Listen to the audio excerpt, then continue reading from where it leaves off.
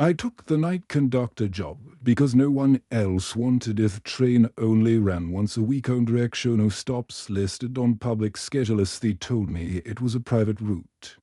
Cargo mixed with passengers, mostly quiet, mostly empty. Before my first shift, I was given a laminated card, not a contract, not safety instructions. Lushman, who handed it to me, did not smile, just said follow them exactly. Then he added one more thing: if you break a rule, do not improvise.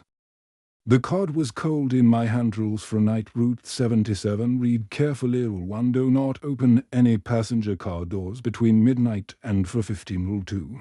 If the train slows down without instruction, do not look outside. Rule 3. If you hear knocking from inside the walls, remain in your seat. Rule 4. If a passenger asks what stop comes next, check the clock before answering. Rule 5. If the clock reads 3:13, do not answer them at all. Rule 6. If you see someone standing between cars, do not acknowledge them. Rule 7. If the intercom turns on by itself, listen carefully. Do not respond. Rule 8. If the train stops in darkness, close your eyes until movement resumes. Rule 9. If you find this card missing, route is no longer safe. There was no explanation. Rules. The train departed at 11:04. Tide city lights faded faster than expected. Soon there was nothing but darkness beyond the windows. He checked the passenger cars. Only 6 people aboard, all sitting quietly, all facing forward. No one spoke. No phones, no movement. At 12:05, train slowed down. He remembered Rule 2. He did not look outside. If train returned to speed on its own. No announcement, no explanation.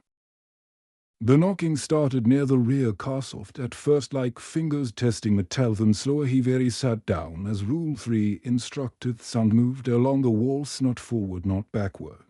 Sideways, as if something was walking inside the train. Knocking stopped when I focused on it. That felt intentional. A man in the third car raised his hand, looked normal, middle, aged, tired, asked what stop was next. He checked the clock. 3:12. He answered with the name printed on the internal schedule.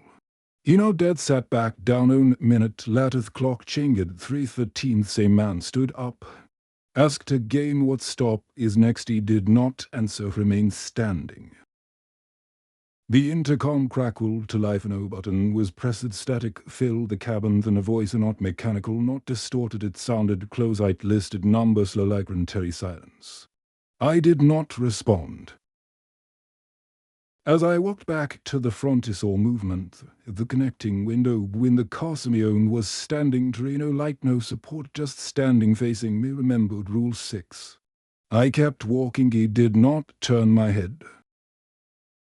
The train stopped. No warning, no station lights. Everything went black. Rule 8. He closed my eyes. He could feel the train breathing, metal expanding, contracting. I did not open them until motion returned. When I did, own seat was empty. I reached for the card. It was gone. The train began to slow again. This time I heard knocking from beneath my seat. The train did not stop completely. It slowed down to feel warmth knocking beneath my seat. Continued steady. It stood up. Floor vibrated differently now, not like rails, not like wheels. More like something dragging beneath you. See, realize we were no longer following the schedule.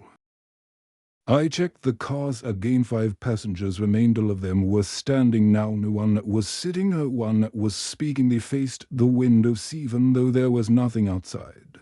When the train lurched, they swayed in perfect unison like they were connected. I looked at the glass separating the cars. The reflection was there. Theirs were not. He stepped closer just to be sure. If windows showed empty space behind me, yet I could feel their presence right at my back. The intercom turned on again. No static this time, just a calm voice. It said, "New rule acknowledged. If the conductor notices the passengers will notice the conductor." He froze. That rule was not on the card. One of the passengers stepped closer. The same man from earlier asked again what stop is next. He checked the clock. It was blank. No numbers, no hands, no movement. He did not answer. Smiled.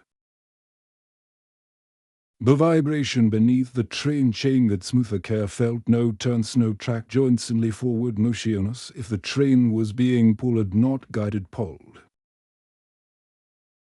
I heard footsteps outside the carsnet on the floor above. Something moved across the roof, matching our speed. He remembered the man between the cars. He wondered if he ever left. The knocking stopped. That scared me more than the sound. The passengers turned toward me all at once. Every head, everybody facing meth. Train slowed again. The train stopped fully. There was no darkness this time. Lights remained on outside the windows. There was a platform, no signs, no name, just open doors. The intercom spoke one last time. Final stop. The passengers stepped off and by one on a van looked back when the last one left. Door stayed open. The train did not move. I remembered something important. Rules never said I could leave. I returned to the conductor's seat. Another laminated card was waiting. This one was clean and untouched. Had only one little ornament in your seat until relieved. The intercom clicked. A voice spoke, "Welcome aboard."